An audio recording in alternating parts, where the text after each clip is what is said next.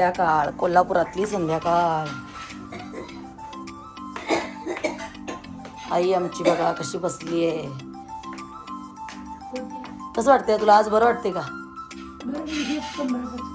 हां, जेवणार ना आता? खाणार ना?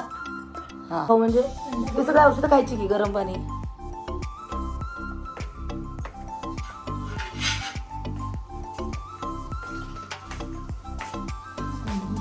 मेदूवडे आणि इकडे बनवले मस्त सांबर.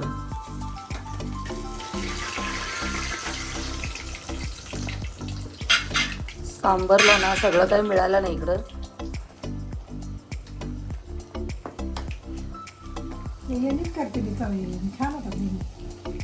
चांगलं झालं खरं. मम्मीच्या माझ्या आवडीचा पदार्थ आहे. माझ्याकडे साचा आहे तो मेदूवड्याचा.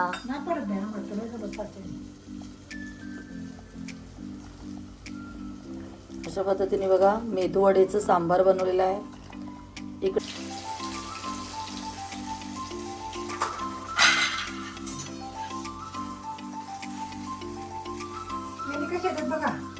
कसे? हा, चांगले येतात. हे माझ्याकडे साचा पण आहे, मी इकडे पण आणलंय.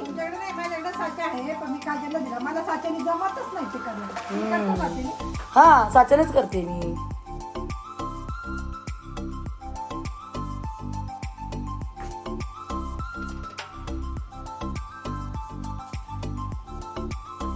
गॅस बंद करते मी आमटीचा आहे ना.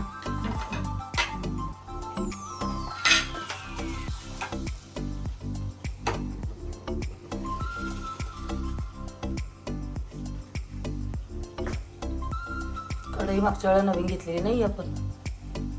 ही कढई त्या बाईकडनं घेतलेली. हा कुकर पण त्या बाईकडनं घेतलेला.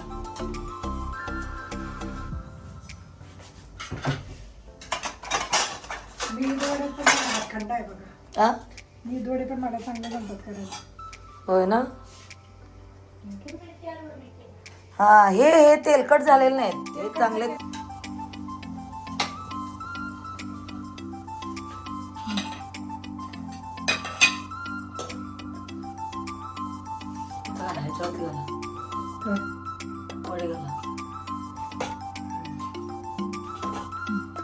आपल्याला पण वडा करायची. अगं बाई, मी करणार, तू टेन्शन घेऊ नको. तू खा पहिलं. असू दे, त्यांना नसेल तर आपण बघू काय करायचं. तू तर खा. मम्मीच्या आमच्या आवडीचे मेदूवडे आम्ही केलेले आहेत. होय, ह्यांचा हात लागायचा होता. या वहिनी आल्यास आणि वहिनीने मेदूवडे तळले. जावाई बापूंसाठी ही प्लेट बनवलेली आहे मेदूवड्याची. आणि दुसऱ्या दिवशी गुरुवार होता, तर पहाटे लवकर 2ला उठून मी आंघोळ केली. तर उठल्या उठल्या बघा मी पहिला देवाचं तोंड बघते आणि माझा बेडसुद्धा असाच पडलेला आहे. आणि आंघोळ झाल्यानंतर मी इकडे पहिला झाडू मारून घेत आहे, कारण मला ब्रह्ममुहूर्तावरती देवीची पूजा करायची आहे, पोथी वाचायची आहे. तर त्यासाठी मी तयारी करत आहे.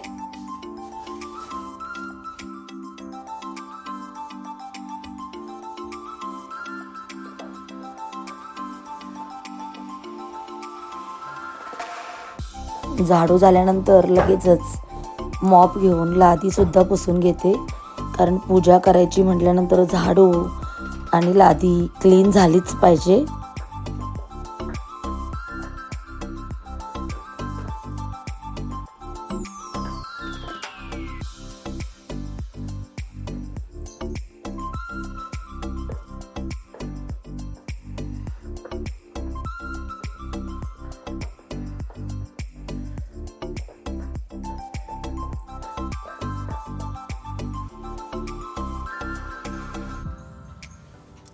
देवीच्या पूजेचं साहित्य जे आहे ना, तर ते पहिला मी बाहेर आणून ठेवते, कारण इकडच्या टेबलावरच मला पूजा मांडायची आहे. संपूर्ण जे साहित्य आहे ना, ते पहिला मी इकडे हाताला लागेल असं आणून ठेवते, म्हणजे पूजा करताना मला कोणाकडे मागायला नको. कारण माझ्या आईला काय पटकन उठायला नाही येणार आणि आई पण माझी जागीच आहे.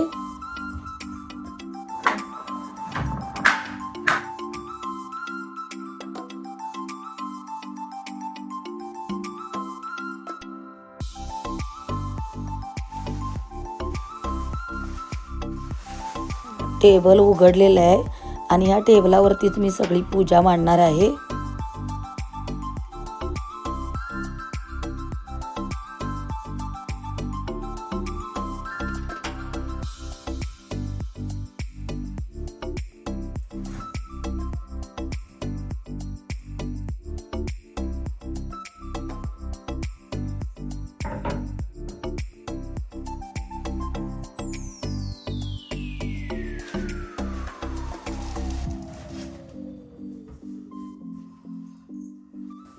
पहाटे पहाटे बघा बाहेर काळोख बघा आणि भरपूर अंधार आहे. तर तरीसुद्धा मी इकडे दिवा आणि धूप लावलेला आहे उंबरा पुसून. आणि मग पटकन मी दरवाजा बंद करून घेतला, कारण इकडचा काही मला अंदाज नाही आहे आणि मला भीती पण वाटली. आणि इकडे माझी बघा देवाची पूजा जी आहे ती अगदी लवकर माझी पूजा झालेली आहे. ब्रह्ममुहूर्तावरती देवीचं रूप जे आहे ते अगदी खरंच खुलून गेलेलं आहे. जशी काय देवीने माझ्याकडून आपल्याला सजावट करून घेतली, सजवून घेतलं स्वतःला. देवीची छान वेणी आणि वेणीमध्ये फुलं, देवीचं वस्त्र, समई, असं सगळं खूप छान झालं होतं. देवीची साडी बघा अप्रतिम अशी झालेली आहे. ज्वेलरी सुद्धा इकडे मोजकीच आहे, तर जेवढी होती तेवढीच घातलेली आहे मी. आणि आता इकडे फळं ठेवलेले आहेत, धूप लावलेला आहे. देवीला अजून गजरा घालायचे, देवीच्या पादुका, गणपती बाप्पांची पूजा. आणि इकडे बघा 4 वाजलेले आहेत. यावेळी माझी पोथी वाचून झालेली आहे. आणि देवीला गजरा सुद्धा आता मी घातलाय. तर ते गजरा घातल्यानंतर देवीचं रूप अप्रतिम वाटतंय. आणि सकाळी सकाळी इकडे उंबऱ्याचं लेपन सुद्धा मी केलेलं आहे. आणि रांगोळी नसल्यामुळे मी इकडे काही फुलं होती आणि पानं होती, तर त्यांनीच उंबरा माझा सजवलेला आहे. आणि उंबऱ्याची पूजा केली आणि नमस्कार केला आणि सांगितलं की माझ्या घरामध्ये कुठल्याही प्रकारची निगेटिव्ह एनर्जी जी आहे ती यायला नको.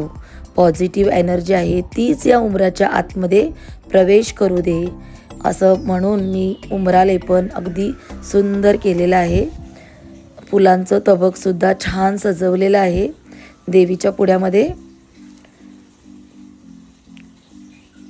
आणि इकडे दुपार झाल्यानंतर बाबाने शोरूममधून गाडी घेऊन आला होता, तर पहिला इकडे मला दाखवली.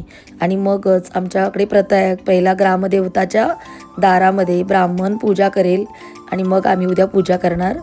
तर गाडी झालेली आहे आता. संध्याकाळ झाल्यानंतर परत एकदा मी दरवाजामध्ये कापूर लावलेला आहे, परत धूप लावलेला आहे. दिवा तर माझा दिवसभर आहेच. तर आता परत एकदा मी कापूर जाळून देवाला प्रार्थना करत आहे, माझ्या उंबऱ्याच्या आतमध्ये कुठल्याही प्रकारची निगेटिव्ह एनर्जी जी आहे ती यायला नको. आणि असं म्हणून मी प्रार्थना केली, पूजा केली. खूप छान वाटते, प्रसन्न वाटते.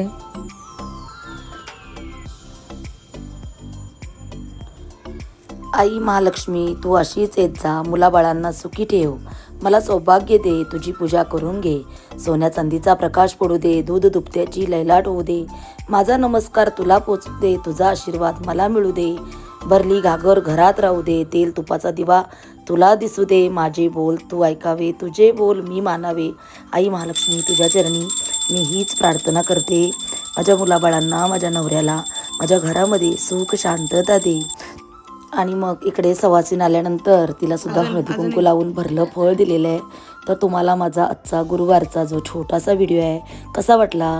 तुम्हाला जर व्हिडिओ आवडला तर आपल्या चॅनलला लाईक करा, शेअर करा आणि छान छान कमेंटद्वारे तुमच्या प्रतिक्रिया कळवा. चला तर मग मंडळी, तुम्हाला सुद्धा मार्गशीर्ष महिन्यातल्या 3ऱ्या गुरुवारच्या खूप खूप शुभेच्छा. हा गुरुवार तुम्हाला सगळ्यांना भरभराटी आरोग्य, सुंदर उत्तम आरोग्य देव, हीच मी महालक्ष्मी चरणी प्रार्थना करते.